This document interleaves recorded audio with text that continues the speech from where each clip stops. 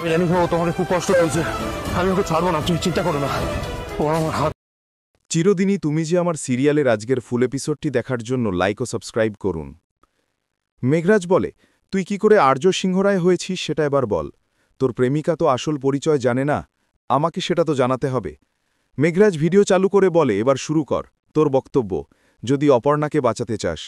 আর্য বলে, হ্যাঁ, আমি আর্য সিংহরায় না, আর্য সিংহরায়ের মুখোশ পড়ে আছি। তারপরই মেঘরাজ পেছনে ঘুরলে আর্য তার মাথায় আঘাত করে। তখন সেখানে অজ্ঞান হয়ে পড়ে যায় মেঘরাজ। দরজার তালা ভেঙে অপর্ণাকে উদ্ধার করতে আর্য ভেতরে ঢুকে যায়। অপর্ণার এই অবস্থা দেখে কষ্ট হয় আর্যর।